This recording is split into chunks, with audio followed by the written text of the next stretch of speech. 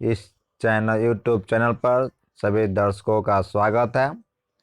जैसे कि विदित है कि बिहार बोर्ड में 35 नंबर के ऑब्जेक्टिव क्वेश्चन फिजिक्स में आएंगे। उसी उद्देश्य को ध्यान में रखते हुए यह चैनल भौतिक के कुछ प्रश्नों को एक पीडीएफ में लेकर आया है।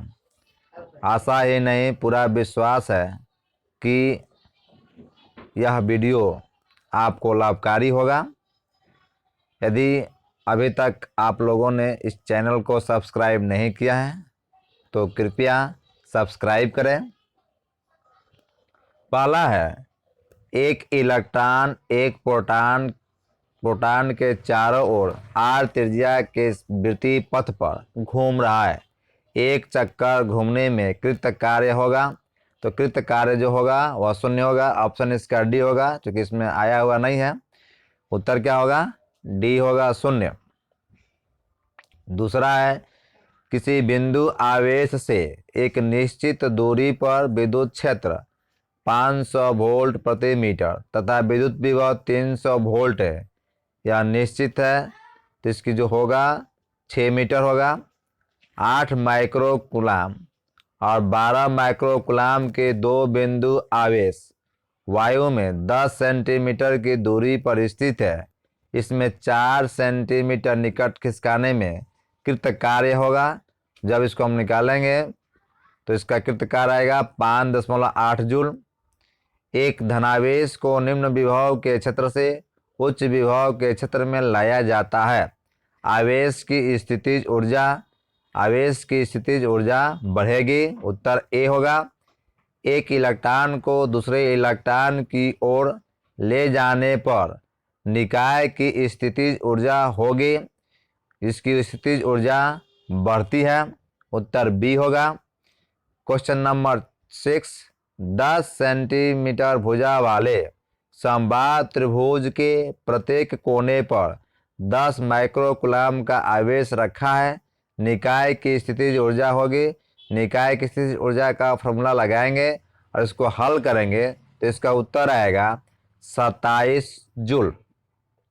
निम्नलिखित में कौन सदिश राशि है? इसका उत्तर होगा बी, विद्युत क्षेत्र की तीव्रता।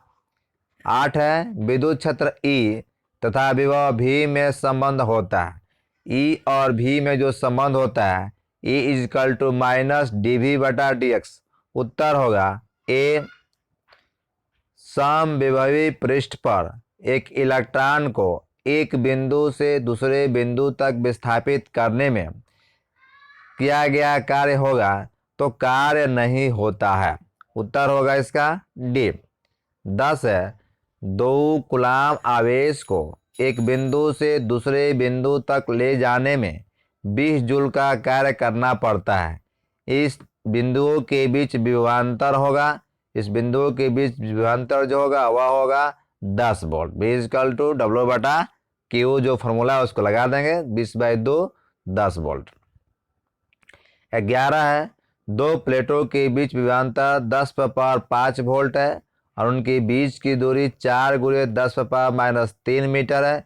इन प्लेटों के बीच की स्थित एक इलेक्ट्रॉन पर लगने वाला बल होगा। तो बल की जो परिभाषा है उसको लगा देंगे और उत्तर निकालने पाएगा डी होगा 4 × 10⁻12 न्यूटन। एक समरूप विद्युत क्षेत्र की दिशा x अक्ष की धनात्मक दिशा के अनुदिश है। मूल बिंदु A है। x अक्ष पर x का 1+ है और बिंदु B तथा y अक्ष पर y बराबर +1 सेंटीमीटर बिंदु स्थित है। बिंदु A B C पर विभव संतुष्ट होगा। अब आपको एक जो A B C जो बिंदु मिलाएंगे तो ये मिलेगा कि VA का जो मान है VB से हमेशा बड़ा होगा। 13, दो समान बिंदु आवेश x अक्ष पर बिंदु x बराबर माइनस है और x बराबर +a पर स्थित है। एक अन्य बिंदु आवेश Q मूल बिंदु पर स्थित है। यदि Q को x अक्ष पर स्वल्प दूरी x से विस्थापित किया जाए तो उनकी स्थितिज ऊर्जा में परिवर्तन लगभग हो जाएगा x² के गुना हो जाएगा।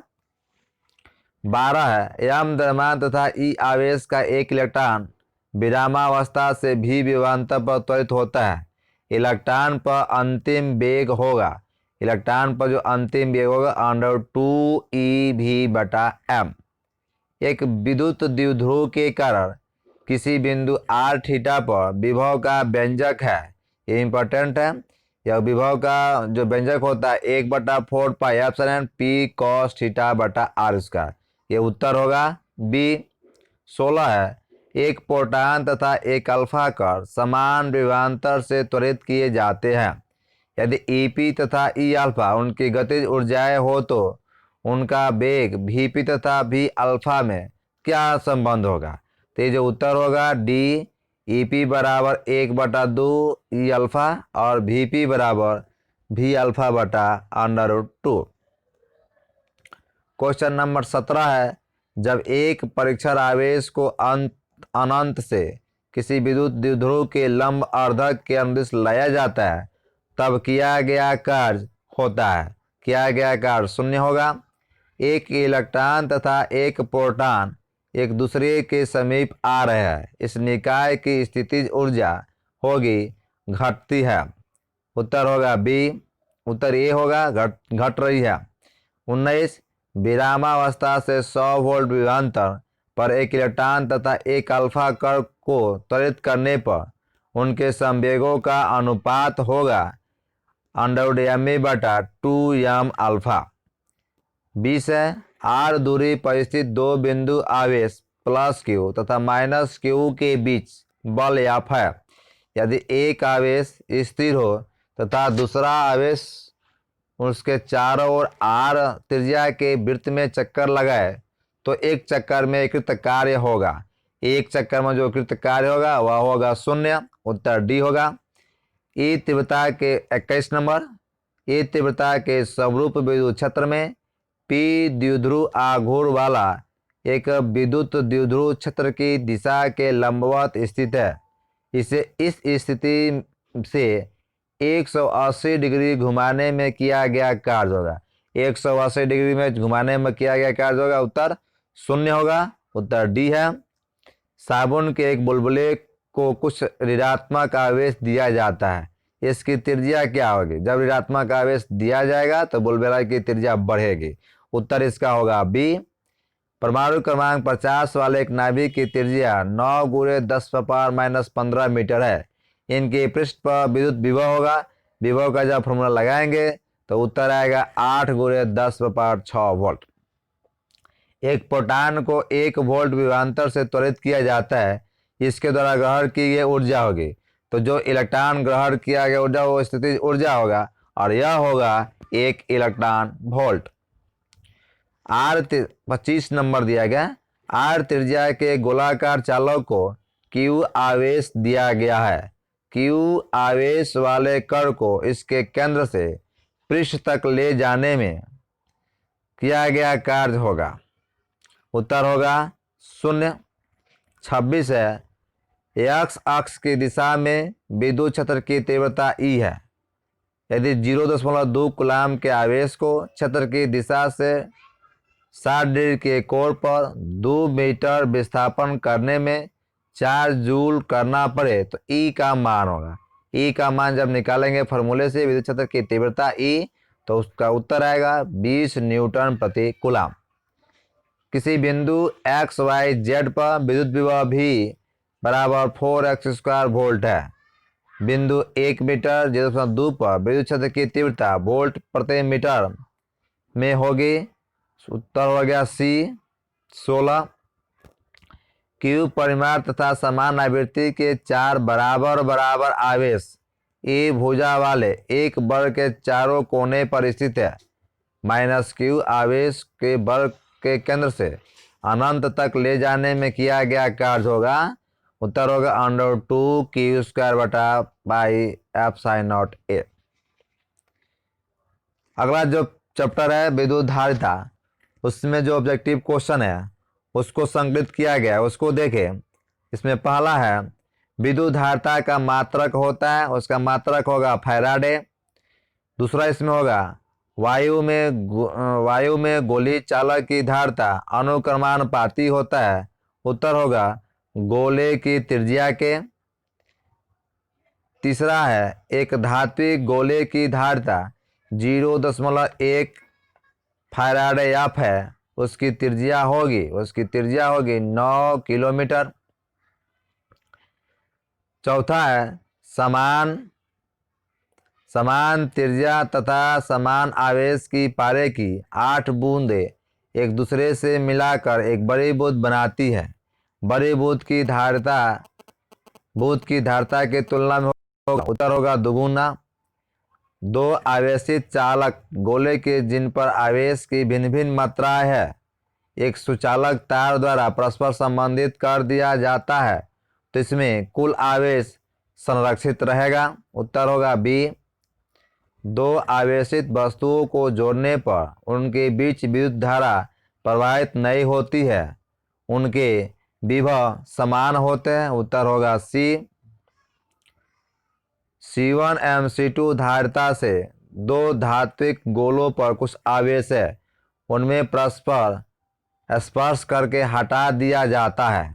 उन पर अंतिम आवेश Q1 और Q2 इस प्रकार होंगे, तो उत्तर होगा बी। Q1 बटा Q2 और C1 बटा C2 का अनुपात बराबर होगा। 8 है 3 संधारित्र, उसमें प्रत्येक की धारता C है, श्रेणी क्रम में जुड़े उनकी तुल्य धारता होगी। उत्तर सी होगा, C/3। चूंकि धारता का जो उत्तर होगा, चूंकि यह दिया गया है श्रेणी क्रम में, तो 1/C1 1/C1 और 1/C1 इसको जोड़ेंगे तो 3/C होगा, और जब उसका C का मान निकालेंगे तो C/3 आ जाएगा। संधारित्रों के समांतर संयोजन में जो राशि प्रत्येक राशि के लिए समान रहती है वह राशि होगा विभवांतर। क्योंकि प्रत्येक राशि संधारित्र में क्या होती है, समान होता है उसका विभवांतर। उत्तर होगा डी। एक संधारित्र की धारिता निर्भर नहीं करती है, ये संधारित्र की धारिता जो है प्लेटों के आवेश पर निर्भर नहीं करता है। उत्तर होगा इसका सी।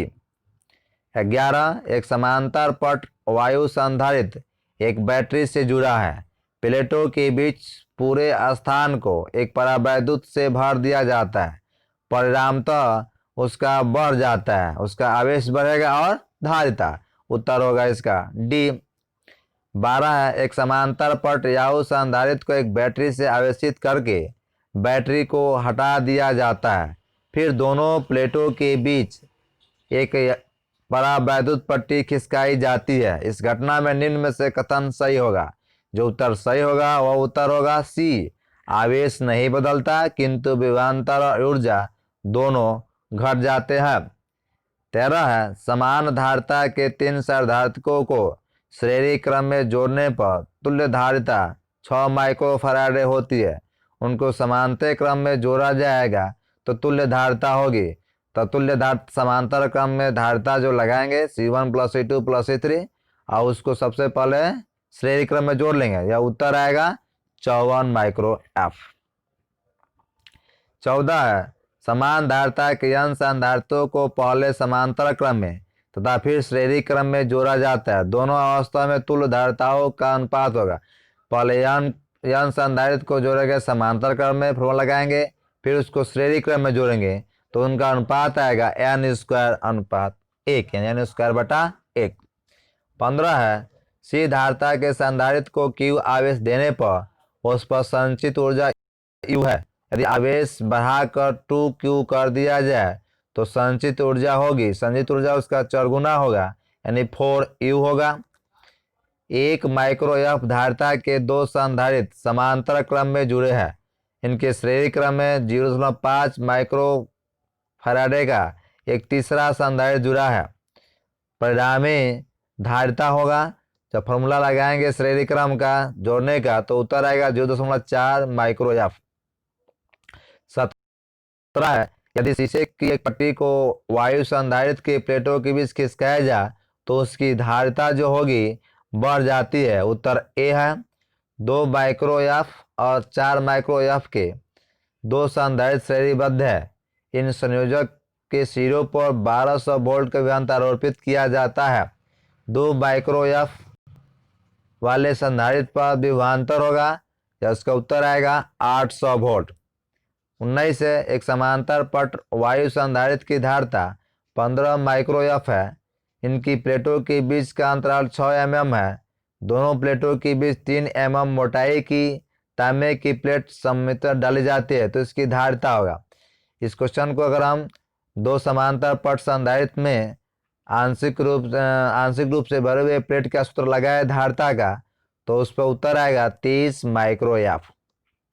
दो समान संधारित्रों में से प्रत्येक की धारिता C है। एक को V1 विभव तथा दूसरे को V2 विभव पर आवेशित करके उनके ऋणात्मक सिरों को एक साथ तथा धनात्मक सिरे को परस्पर जोड़ दिया जाता है तो संपूर्ण ऊर्जा का हास्य होगा। संपूर्ण ऊर्जा का जो हास्य का फॉर्मूला है 1/4C V1 square minus V2 square. 21 दिया गया है 15 आपेक्षिक विद्युतशीलता वाले माध्यम से भरे संधारित्र A की धारिता 15 माइक्रो एफ है। वायु में भरे संधारित्र B की धारिता 15 माइक्रो एफ है। दोनों को 100 वोल्ट की बैटरी से अलग अलग आवेशित किया गया है।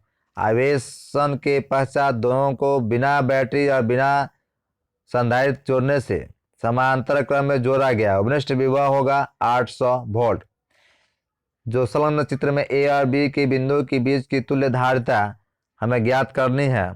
ये उत्तर होगा D 4/3 माइक्रो फैराड।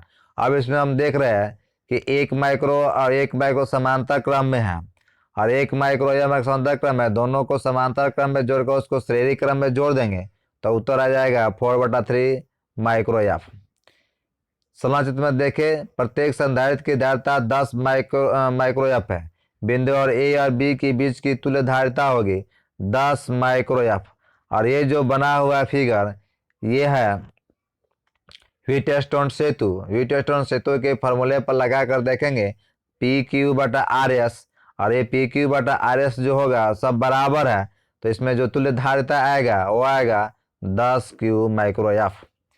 24 दिया गया है एक संधारित्र को धारिता 4.5 माइक्रो एफ को जोड़ा गया है। इस अगर इस चित्र को देखें तो ये 3 माइक्रो एफ और 6 माइक्रो एफ समांतर क्रम है तो समांतर क्रम में इसको जोड़ देंगे। जो आएगा उसको जोड़कर इसको श्रेणी क्रम में जोड़ देंगे और विभव निकाल देंगे तो ये आएगा 8 वोल्ट। संलग्न चित्र में A पर आवेश Q है जबकि B अनावेशित है। S के दबाने पर काफी समय पश्चात इस पर आवेश प्रवाहित होगा तो इस पर जो आवेश प्रवाहित होगा वह शून्य होगा क्योंकि यह प्लस Q है। आवेश को दिया गया B पर कोई आवेश नहीं है तो इस पर आवेश प्रवाहित जो होगा वह क्या होगा शून्य होगा।